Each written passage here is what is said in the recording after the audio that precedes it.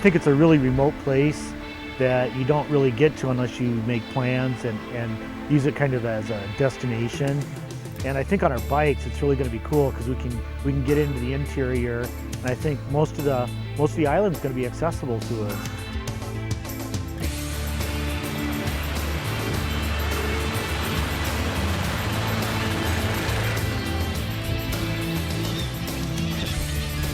It's a lot of dirt road, and we're just camping in this gorgeous environment. Beautiful.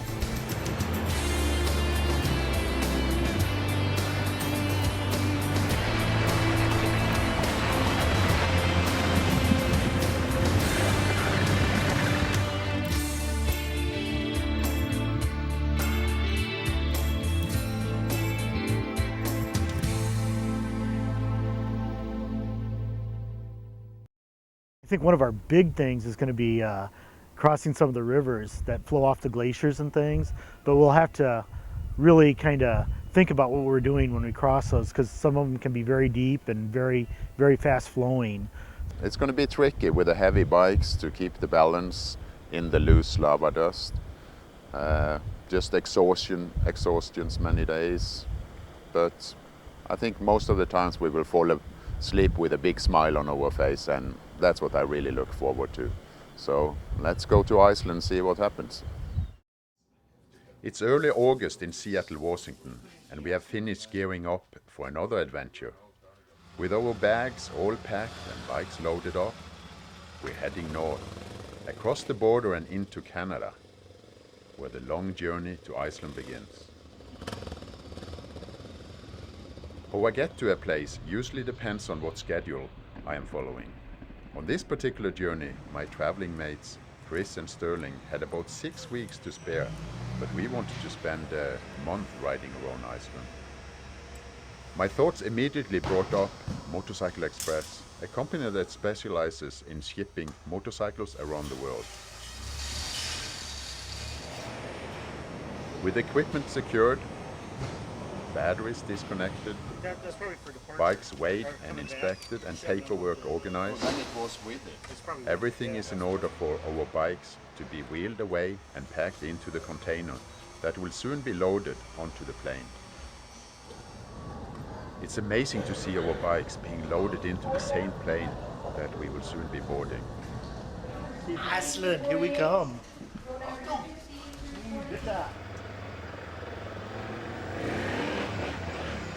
Our first stop, England, where we received the bikes within an hour of getting off the plane and paid a visit to Chris' old friends Peter and Lillian. They live in the town of Newcastle upon Tyne, once a walled medieval town. Modern Newcastle has become a chief commercial centre of northern England.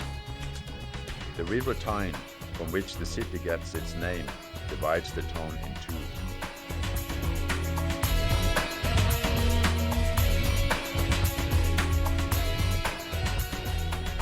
After a short stay in Newcastle, we once again made preparation to continue our journey, under the watchful eyes of curious neighbours. And whose is whose? This one's mine. That's yours. Okay. That's a gift from Peter. He said, "Don't be cold at night." Although our stay in Newcastle was short, the hospitality exhibited by our English host made the experience a visit to remember, and I'll never again hear the name Newcastle without thinking about Peter and Lillian.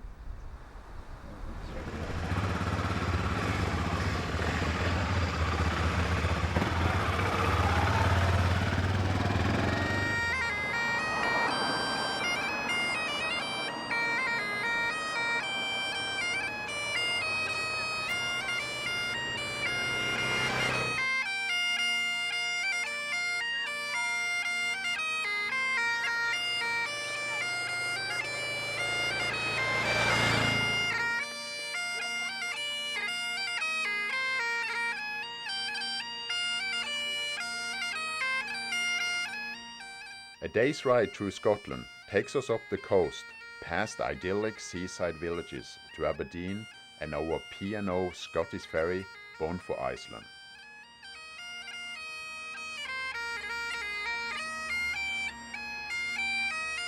Along the way, a port of call in Lervig, the capital of the Shetland Islands, a group of about 100 islands with fewer than 20 of them inhabited.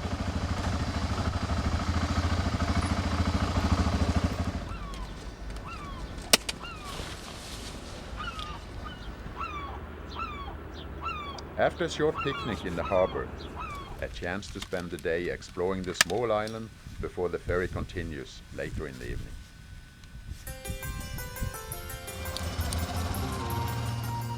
The village of 8,000 people is the most northerly settlement in Britain. It began as a fishing village, and travelers of all nationalities still crowd the small and winding streets between the old stone buildings.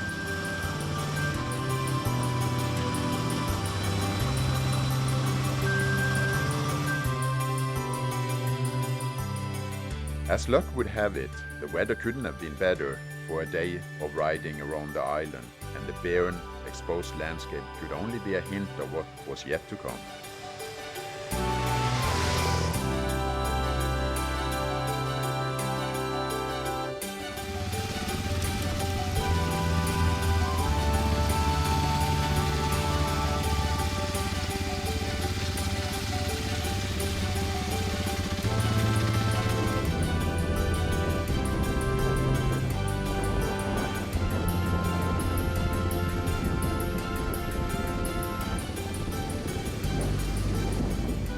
Only about 24,000 people live on the islands, greatly outnumbered by over 300,000 sheep.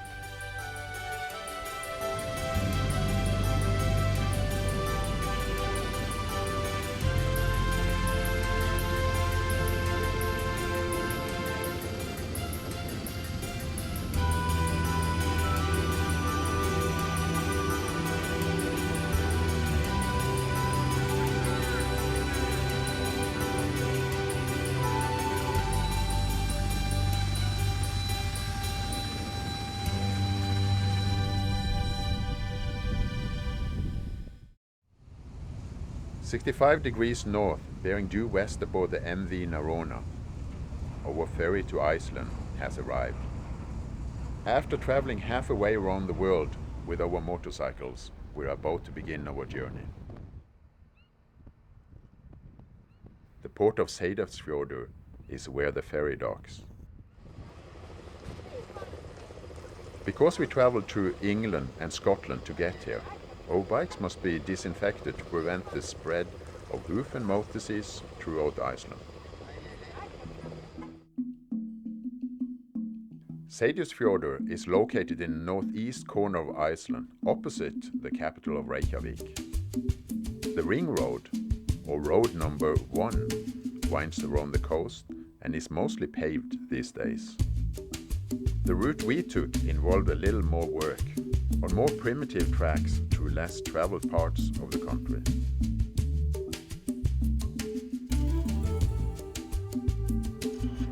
So this is more or less the standard kit from BMW that we are using.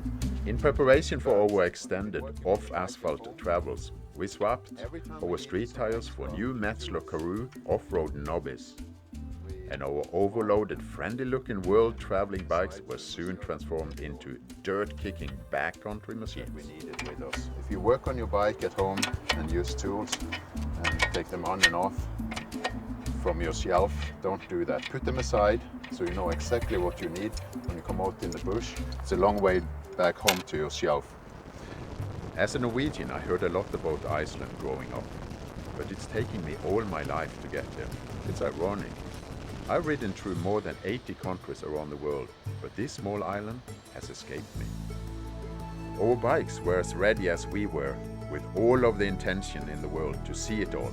Fjords, mountains, lava fields, hot pools, and geysers. Blonde girls, and well, you get the idea. One does not travel halfway around the world with a motorcycle as check-in luggage, without having high expectations as to the outcome of the journey. We didn't know exactly where we were heading, but figured that since we were riding on an island, there weren't too many wrong turns we could make and not be on the same island. There's little to lure travelers off the ring road here, but we heard about some fantastic bird cliffs in the northeast and decided to make that our first destination.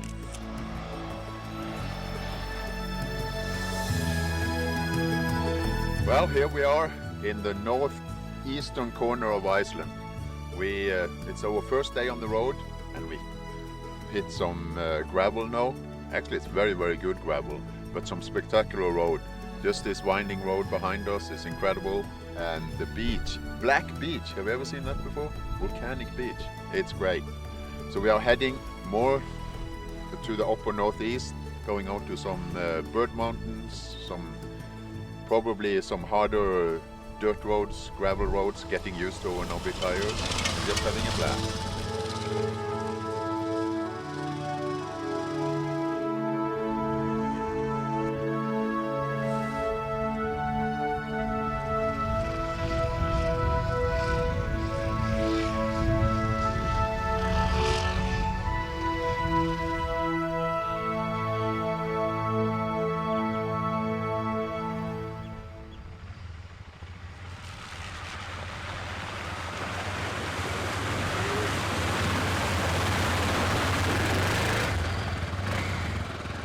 In the extreme northeast part of the island, the Langanes Peninsula is one of the loneliest corners of Iceland. The only company one can expect to find out here are the birds. Arctic terns in one of their major breeding grounds.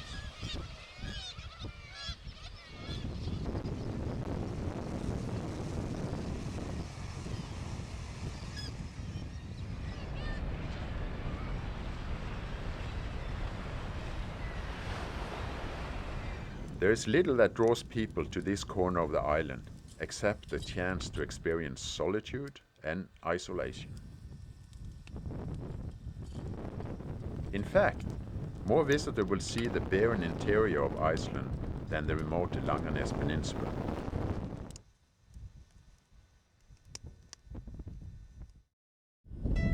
Highland Heather forms the backdrop to the western road through Jökulsárgljúfur National Park. Choice of bike is always crucial to the outcome of such an expedition, but life is a compromise. The open road yearns for more power, while the technical lava fields, deep sand and fjording rivers begged for lighter weight and a more maneuverable machine.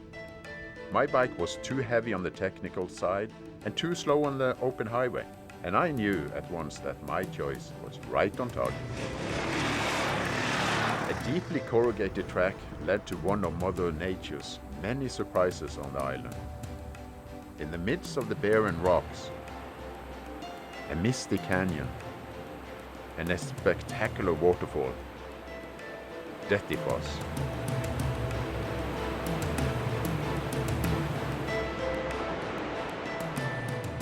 Visitors make the difficult journey to witness the unbridled power of the water. 500 cubic meters cascades over the edge of the falls every second. We soon discovered that everywhere you turn, there is a waterfall. More than I thought would be possible to cram into one vacation. And Dettifoss was one of the most impressive. Although it's just 44 meters tall, the volume of water that flows over the ledges makes Dettifoss the largest waterfall in Europe and one of the most spectacular sights on the island.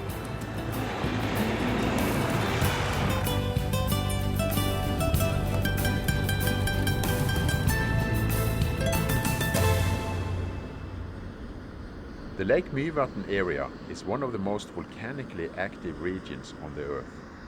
Nowhere else on the island is there such a rich concentration of craters and lava fields, hot springs, geysers, and bubbling mud pools. Because Iceland is richer in hot springs and high temperature activity than any other country in the world, 86% of the households have geothermal central heating.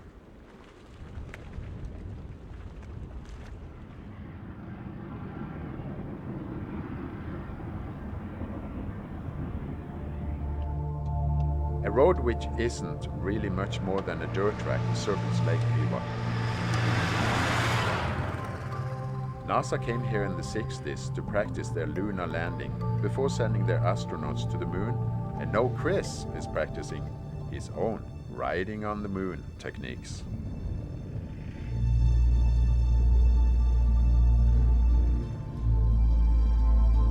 Hey, hey, Chris, come on, come on. Have to remember, Chris, he have full pressure in the tires, which is not very good in this terrain. Out of the barren rocks and into the main town in the region, Husavik. It's a small fishing village, and nearly everyone is involved in the industry in one way or another.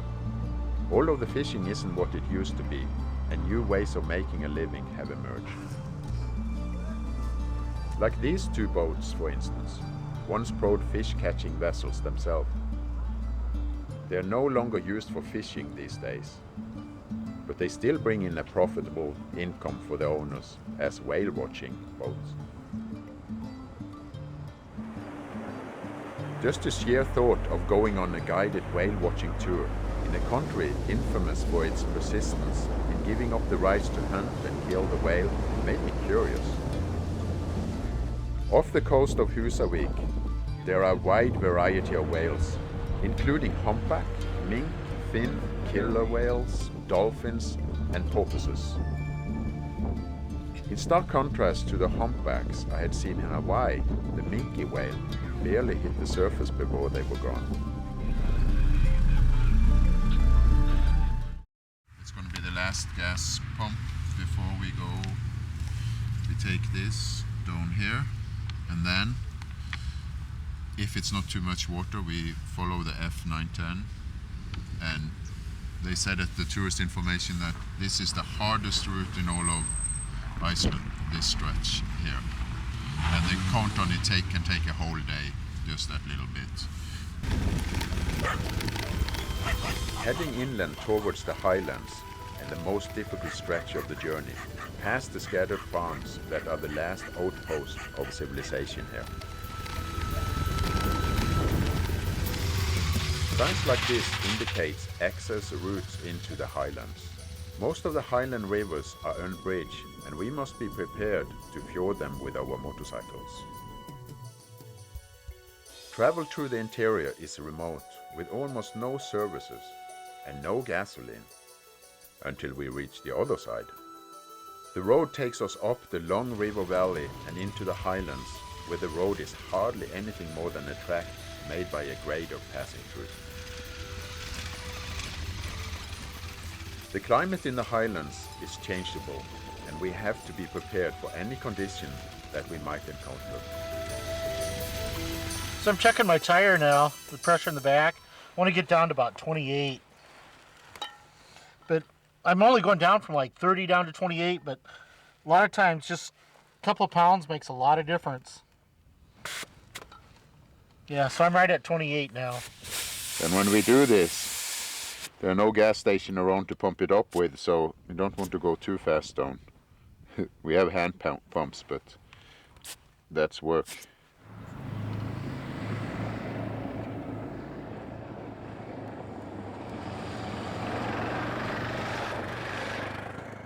After a long day of hard riding, we found a small hot pot, an ideal spot to set up camp for the night.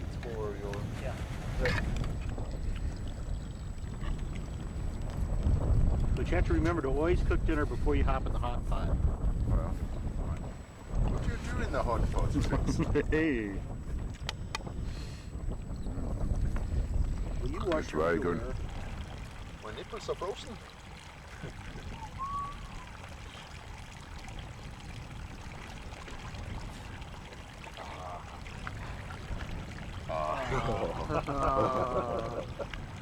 It's okay.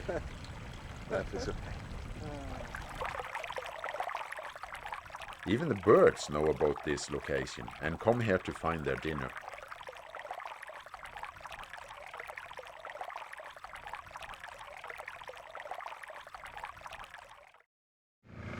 The next morning the journey continues, and we head into the most remote and difficult section of the Highland Passage.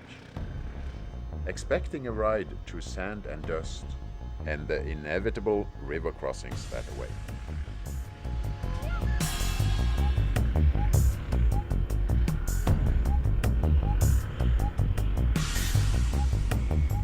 Iceland has become a popular destination for vacationing Europeans, and occasional 4x4s are the only other vehicles that we have seen in the area.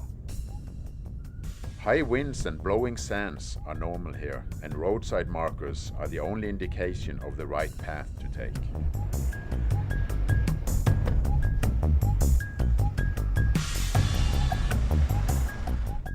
In the distance, the massive Vatnajökull ice cap fills my rear-view mirror as I encounter the first of many rivers blocking my path. At over 40 river crossings in the highlands, notices have been set up with instruction on how to fjord rivers, with nothing said about motorcycles.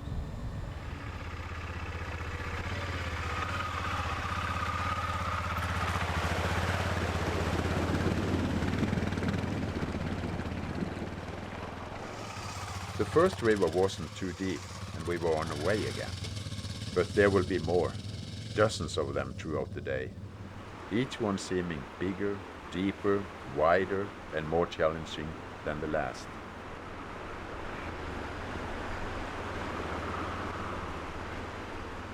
With no way of knowing exactly how deep the rivers are, there is no turning back once they are entered.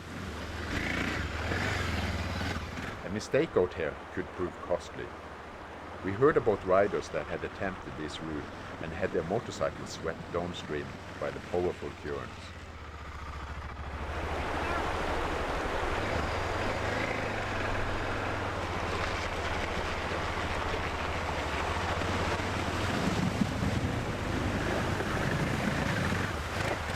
That's going! Yeah! Woo! And the current was really strong too. I'll show you some good pictures here. I was afraid this thing was gonna die. How was it? Oh, it was wonderful! Woo! Woo! I love it! Next! It's like, On the picture that I took, it splashed up here to the upper side of the boxes because of the current were pushing him. And you will see it on the video later probably, but that it's was deep. Cold. Cold.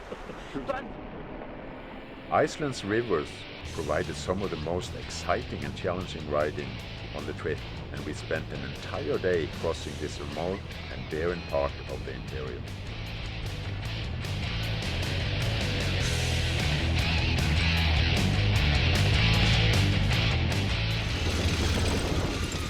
Navigation becomes more difficult as the route crosses the boulder field of a shield volcano measuring 6 miles in diameter.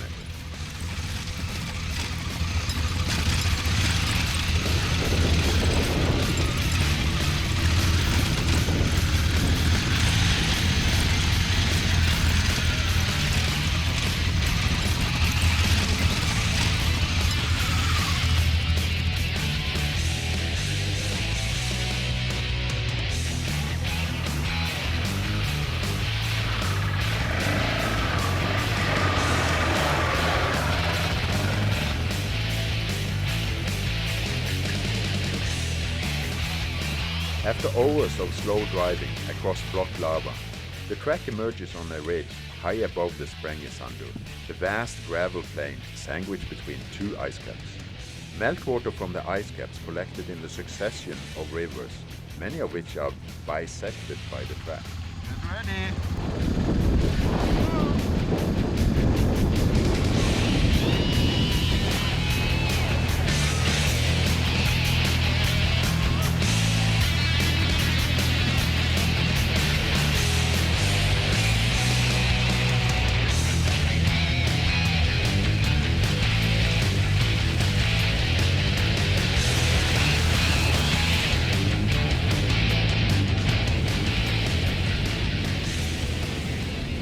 Although this is one of the hardest routes in the interior, the rewards are spectacular in form of solitude and wilderness encountered.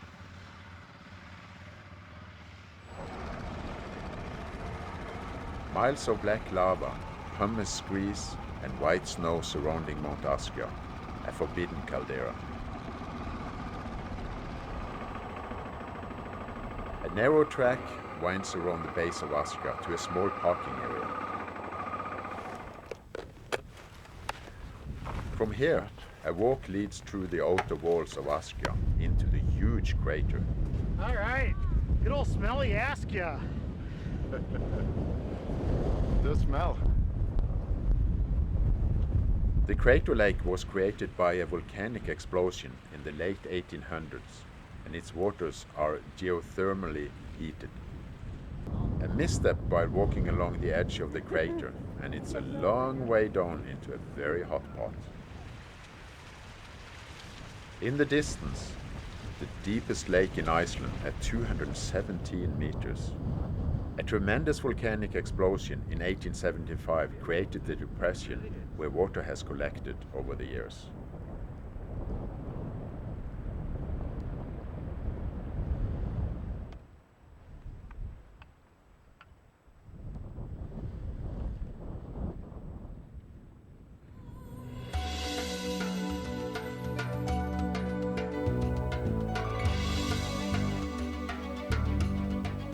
Leaving the interior in search of fuel and food, we passed an odd-shaped mountain that was formed by volcanic eruption beneath a glacier that once covered the mountain.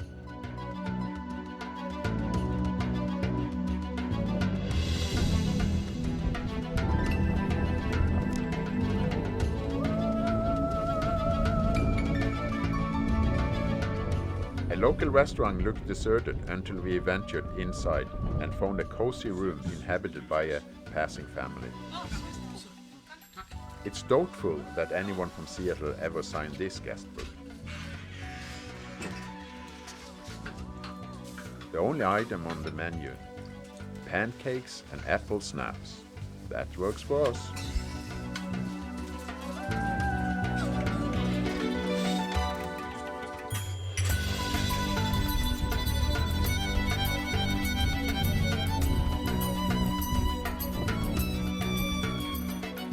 Other traveling families with their children came in for a visit, and everyone left with their stomachs full. Yes, that was good. So how many pancakes? 25. It was wonderful.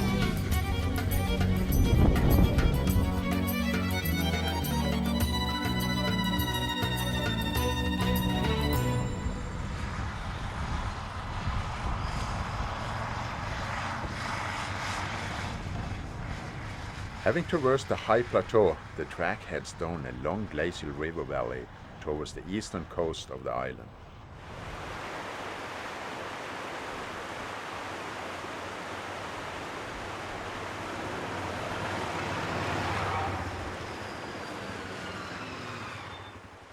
Icelandic water is noted for its purity, and in all areas of the island it's generally considered safe to consume the water directly from a stream or river.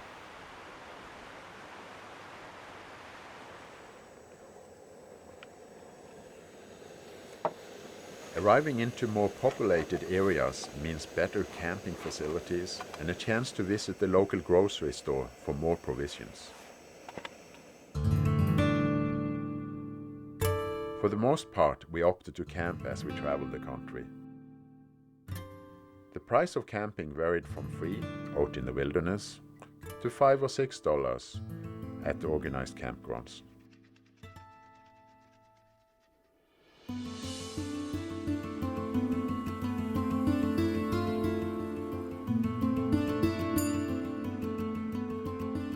A chance to get off the bike and go for a hike is usually a good thing to do, and a waterfall in the distance seemed like a good destination.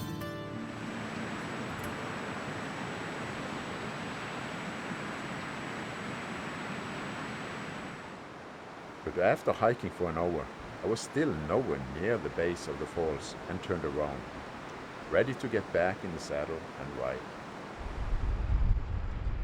Approaching the coast, the weather changed abruptly, and we found ourselves riding in all conceivable types of moisture, ranging from light fog and mist to powerful rainstorms.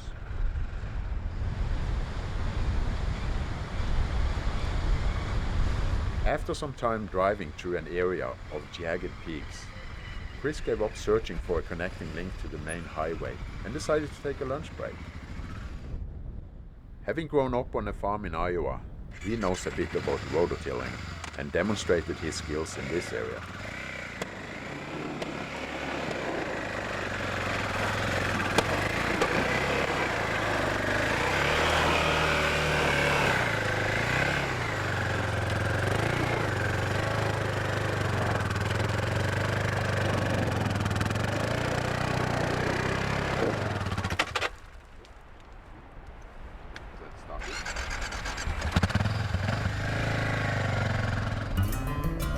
Then it was back onto the ring road for a ride down Iceland's southeastern coast.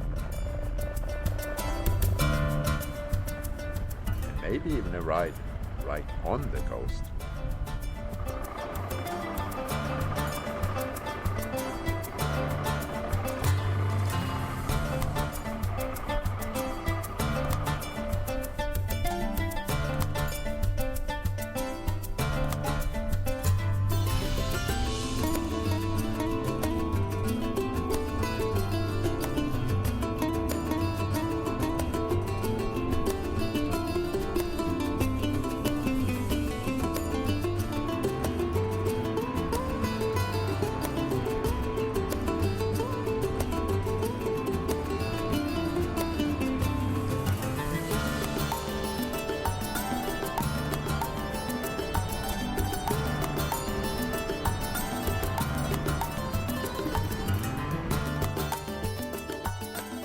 Heading south along the fjords, the ring road is squeezed between the Atlantic Ocean and the steep cliffs.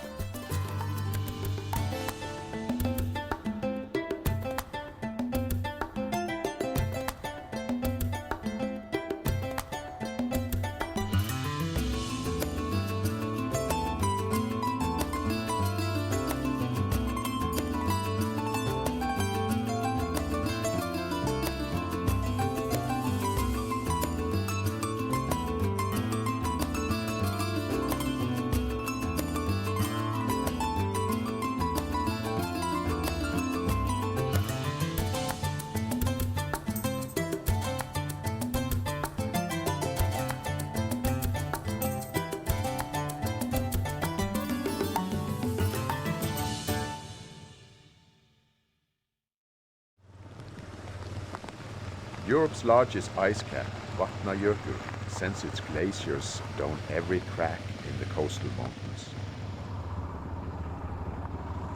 Jökulsárlón is a glacial river lagoon where icebergs that have calved from the glacier collect before floating out to sea to be dissolved in the Atlantic surf.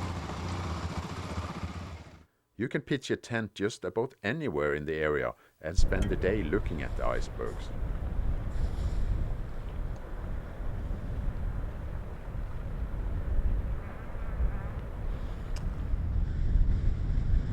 Iceland is just amazing. It's just got so much different variety. Every time you turn around, it's got something new. I mean, we were just in desert not too long ago.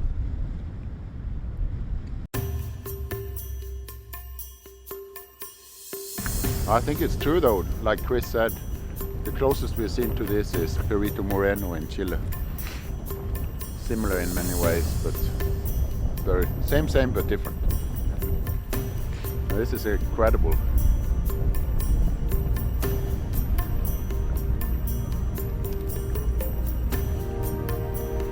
Volcanoes regularly erupt beneath the ice cap, sending down huge amounts of water and debris that have historically made road construction in the area very difficult.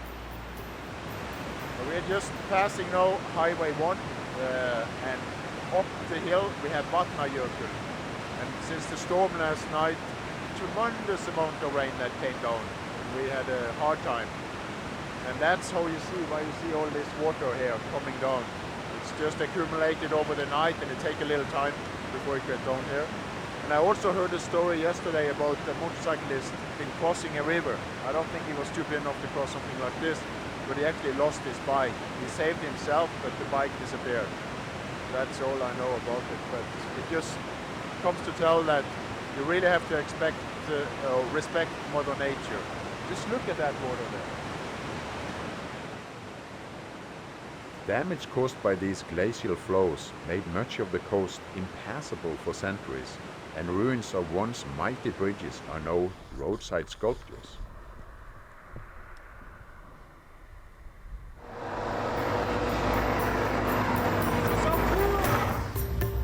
This section of the National Highway was the last to be completed in 1974.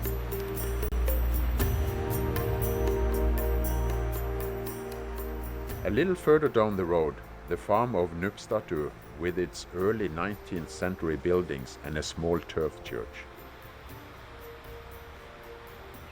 The church was mentioned in records as early as the year 1200, and it's one of the few turf churches on the island to remain in general use.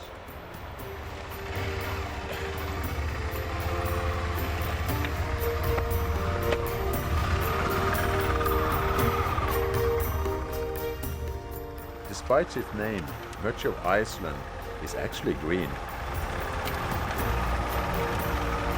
If you can see Mars, that's what you see. It's been raining every day now, been very humid and wet, and here we see the result. Even the lava is covered in moss, probably to keep it warm.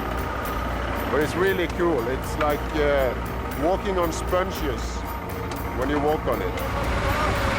I've never seen moss like this before. It's kind of weird. You know, but Iceland's just got a lot of different kind of stuff, I think. Mosses are generally the first plants to grow on the lava fields, and there are more than 500 varieties on the island.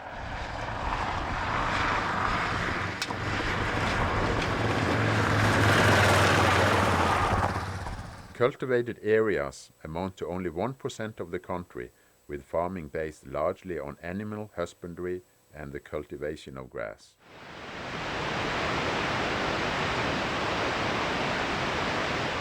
One of the island's most popular images, the high and wispy falls of the farm Seljaland, and a popular stop for tourist buses from Reykjavik, which can only mean one thing: we're getting close to the capital.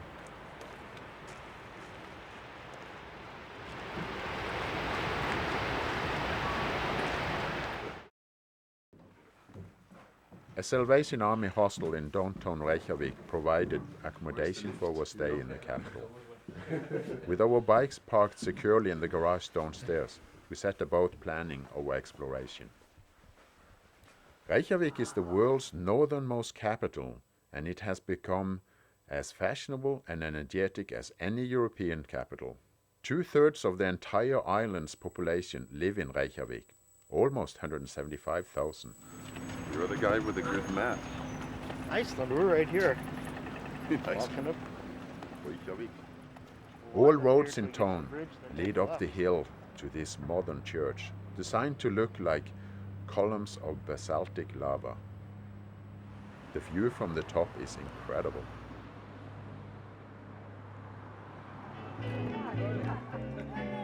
The arts are alive and well in Reykjavik, and a trio of singers were performing in one of the town squares.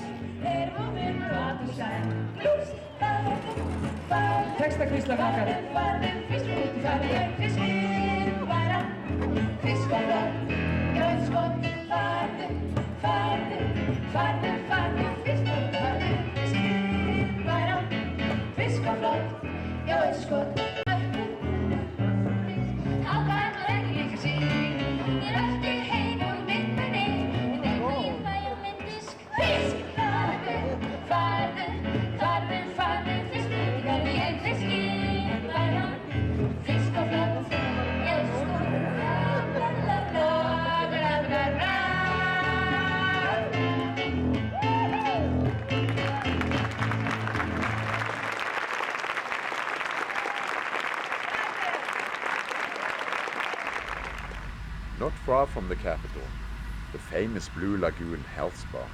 It's not quite natural, more the result of geothermal energy usage. The mineral-laden water is pumped from beneath the Earth's surface at a temperature of 470 degrees, and used to generate electricity and heat fresh water. The 140-degree runoff is collected in the Blue Lagoon, where bathers relax in its milky comforts. In recent years, it's become quite a destination, as its waters are reputed to heal all sorts of skin disorders. The bottom is lined with slimy white silica mud, which looks quite disagreeable, but makes for an interesting mask.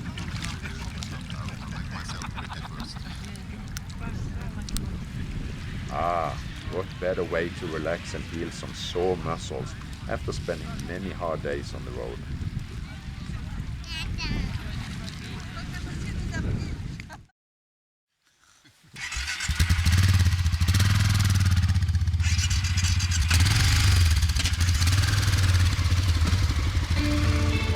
A trip through Iceland's West Fjords is a chance for some great riding on twisty gravel tracks heading in and out around the seaside cliff.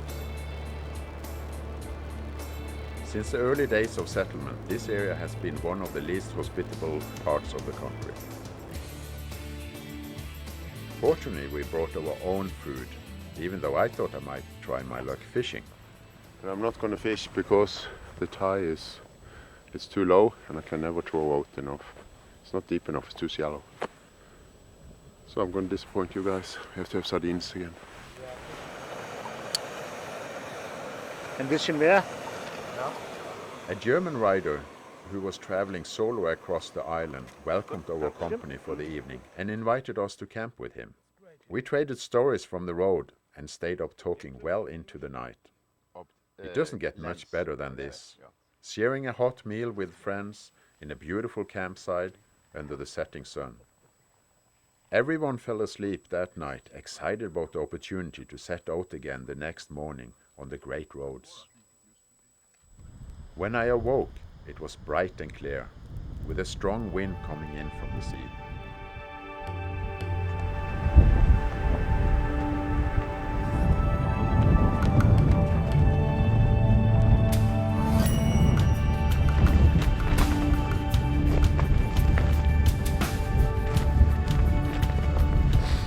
I slept like a little baby. And yeah, this morning, I think perhaps around 6 o'clock in the morning, it started to pick up with the wind.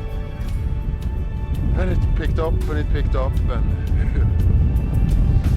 now we just need to get up this damn hill in the wind, which is going to be more difficult with the wind. We're going to have fun.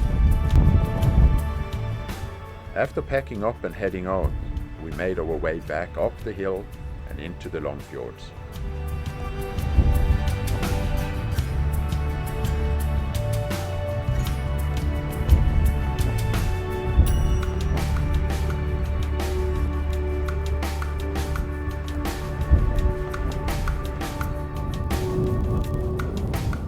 Route 60 winds over several high passes in the area, linking many of the fjords. Just to get around the West Fjords, we had to ride in and out of more fjords than we could count. These fjords are the most scenic in Iceland, with sheer mountains rising straight from the shore. In some places we could almost split to the other side, although it would take us an hour to ride there.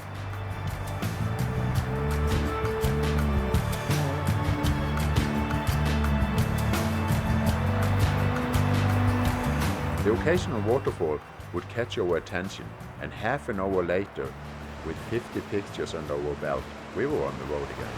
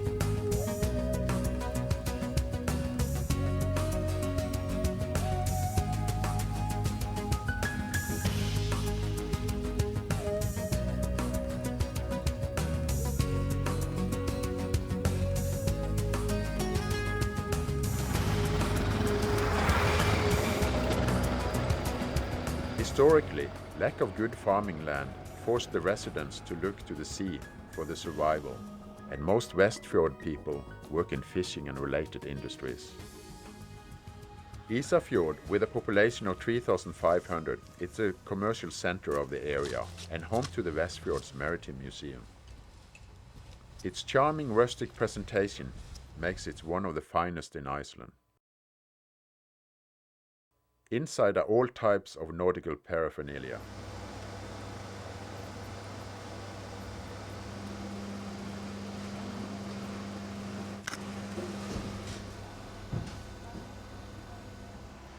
This old all-weather suit is a far cry from today's modern riding equipment. And I'm happy that we don't have to wear helmets like these. Chris, a pharmacist by trade, was eager to explore the attic with an old laboratory full of chemistry equipment.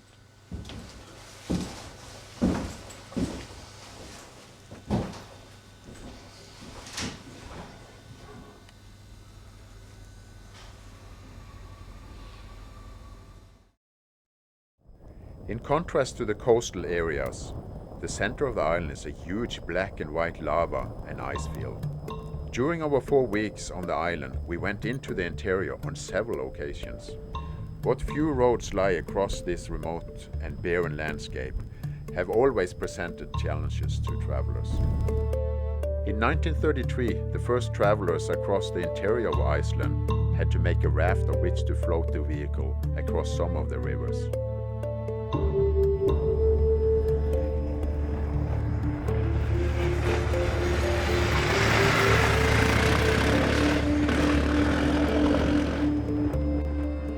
Villa is an oasis of activity in the midst of the desert. Hissing jets of steam emerge from tall rocky cones, and the noise of geothermal activity is ever present.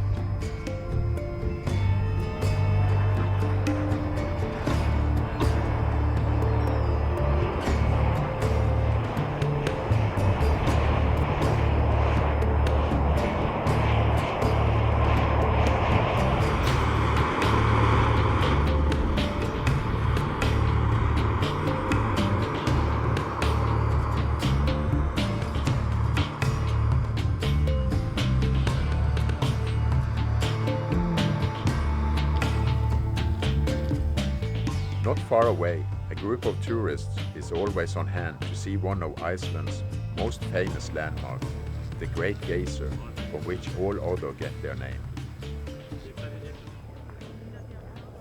Waiting for an eruption demands patience. Photographers stand by, positioning themselves for the perfect shot, waiting for an eruption. If they're lucky, one will occur.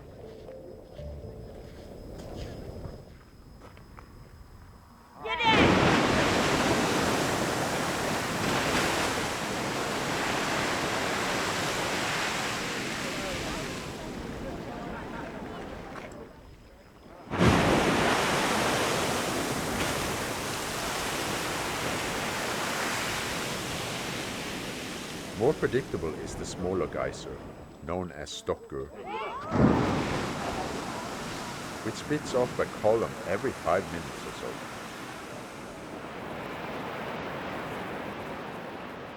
Perhaps Iceland's best known wonder is Gullfoss, which means Golden Falls.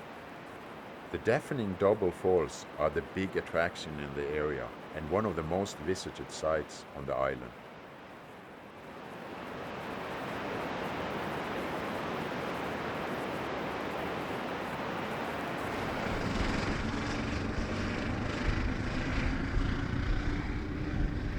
Having seen 2 of the most popular tourist destinations on the island, we decided to once again venture off the beaten path. The Hjolo route is one of the main routes across the interior, passing between the Langjökull and Hofsjökull ice caps. By now, it's evident the remaining days of summer's good weather are few. The rivers aren't as difficult to cross anymore, but still deep enough to hide a boulder big enough to stop a bike in midstream.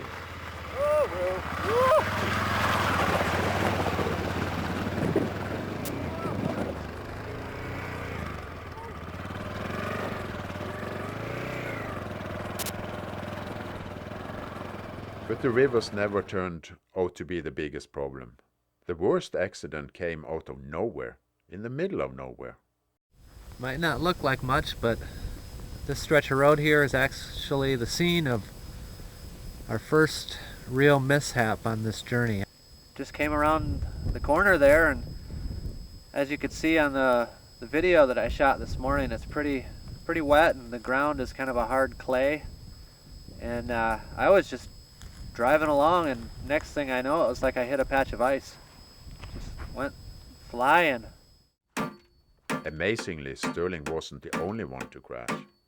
Ooh, I fell down and went boom. No, just came around this corner here, and it's kind of clay, and it's been raining. It's real wet. It's real slippery. It's even stand on it. And just came through and just slid out. Just came down and went boo. Actually, what happened was I came around and I came here and I got leaned way over, and then my shift lever like dug in, and it kind of like lifted my bike up off the rear tire, and then I just went whoosh, like that. Then you can see where my bags and stuff dug in. Took down first here. Yeah. And then the bag, and then this took a good protection here. Bent that's not going to be the biggest problem to bend back. Helge, have you ever seen that happen like that with two people? What did you see there? No, at first I saw you, and then I kind of got a glimpse of Chris up ahead, and I thought he was stopping, but I thought it was a weird way of stopping because he laid down the damn bike. Two people at once. God, I was so shocked I almost fell down myself.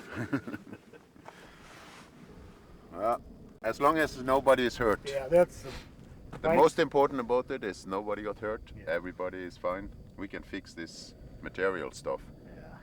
And it doesn't look too bad. I'm concerned about your handlebar. That could be a problem. I'm really concerned about the accelerator cable. Hope to save it. I don't know if it's possible. That way.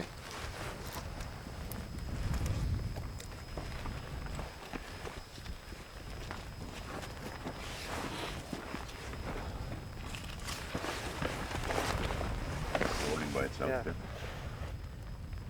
Hey, that's It's working pretty good. You just tell me, what kind of, do you want to have a custom kind of like a Harley style to this or what? Chris, you let me know what the angle is here. Yeah. Look at it. What do you say? More up? Oh wait. Yeah, it's Maybe gotta go just up a bit bit. more. It's coming back together pretty well. I'm actually pretty amazed. After fixing the handlebar here and putting the TourTech cases back on, I think we'll be in good enough shape to at least get out of this desert here and onto the next adventure, whatever that may be. Got things back in order here. It's probably taken us a couple hours, I'd say, maybe, to get things squared away and get us back on the road.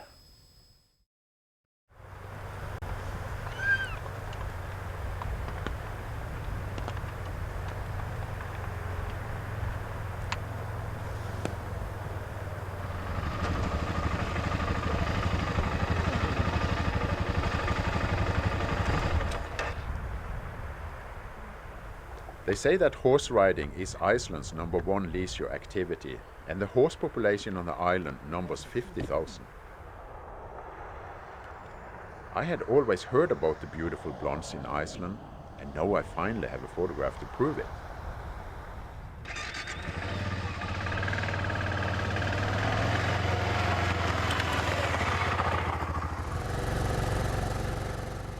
Sigurðarfjörður is at the end of its own road, located in the midst of a small fjord.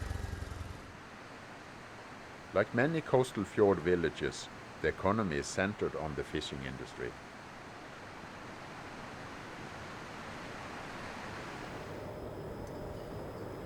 The Icelandic fishing fleet ranks among the best equipped in the world, with more than 800 vessels, including 121 trawlers. Over 2 million tons of fish are landed annually by the fleet. But I came to Sigurðarfjörður for the herring.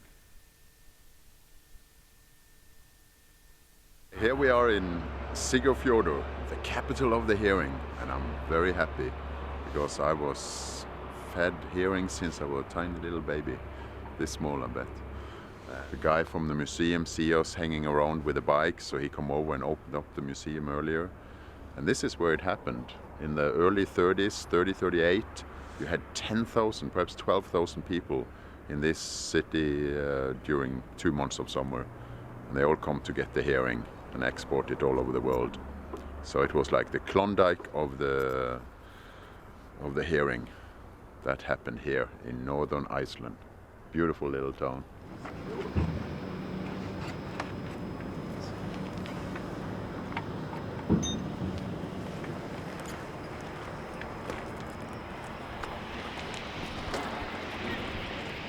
And where are we? In the marina. Why?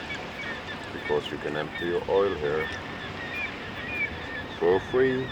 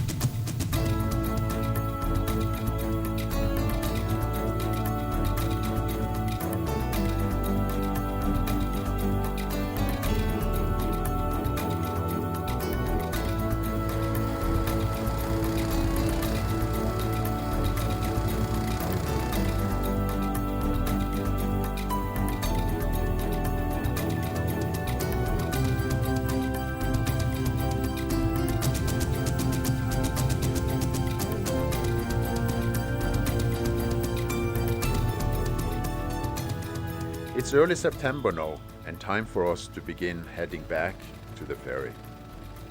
It's been an amazing experience spending a month riding around this beautiful and diverse island, and there's no way I ever been able to take as many photographs as I would like to capture the reality of this exotic place.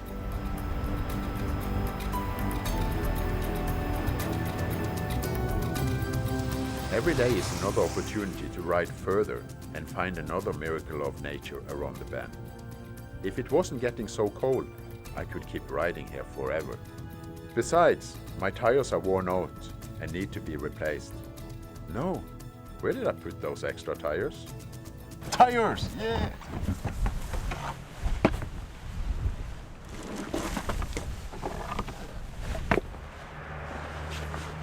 The Metzler man.